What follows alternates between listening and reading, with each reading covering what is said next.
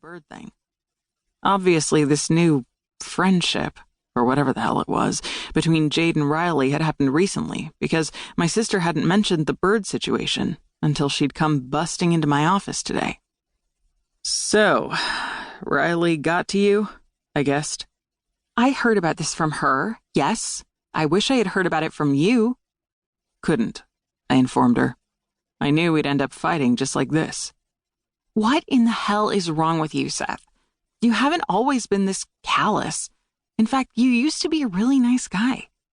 Jade let out a huff of frustration. "Yeah, well, I didn't used to be one of the richest men in the world either. When I'd been poor, it hadn't mattered if I had a heart. Now, I was a businessman with a company to grow, and I had to be ruthless. It was necessary in my business. I'd recently discovered I was pretty damn good at being a dick when it came to business.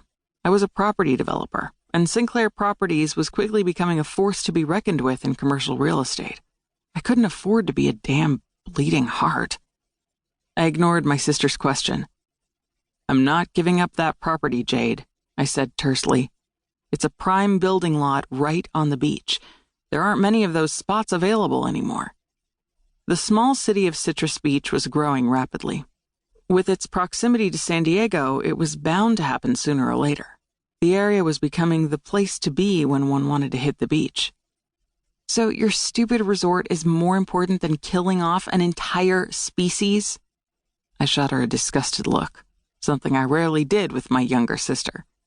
Then again, Jade was usually a lot more even-tempered. She only got this tenacious when it came to killing off endangered species. They can go nest somewhere else next season. "They came here because they probably lost their previous spot to some jerk who didn't care that they were about to become extinct." Okay, that hurt a little. I was used to my younger siblings looking up to me as a somewhat paternal figure. Me, my brothers, Aiden, and Noah had been the only parent figures my 3 younger siblings had ever really had. Jade had certainly never referred to me as a jerk. She used to idolize me. Guess those days are gone. Of course, Jade was no longer a kid. Hadn't been for a long time. There actually weren't that many years between us.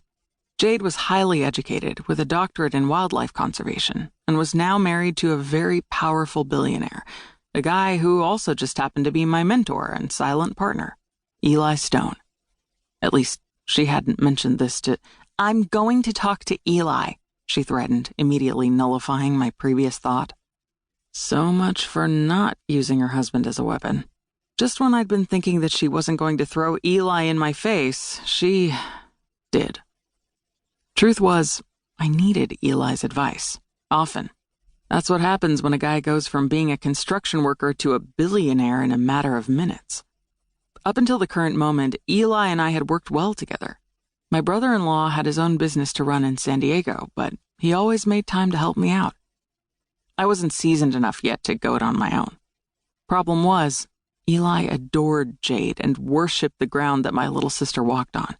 If Jade even hinted that she wanted something, Eli would find a way to get it for her. My property doesn't stand a chance if Eli gets involved. I shrugged. Do what you have to do. I've already argued this with the tree hugger 1,000,000 times. "Riley is not a tree hugger," Jade said defensively. "She's a highly respected attorney who champions endangered wildlife." I lifted a brow, which means she is a tree hugger. "Then so am I," she said, sounding indignant.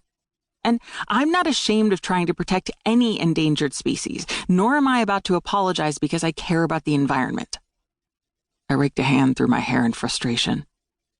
There's nothing wrong with that, Jade, but giving up a deal this lucrative would be crazy. "It's not crazy," she said in a softer tone. "It would be the right thing to do. And I really don't want to be forced to put my husband at odds with my own brother. I know you two are close. Honestly, if you give up the land and make it a wildlife refuge, you'd never even miss the money. If you want, I'll buy it from you." "Not happening," I said brusquely. Not that my billionaire sister and my billionaire brother-in-law couldn't afford to drop what for them would be a minuscule amount of funds on some land.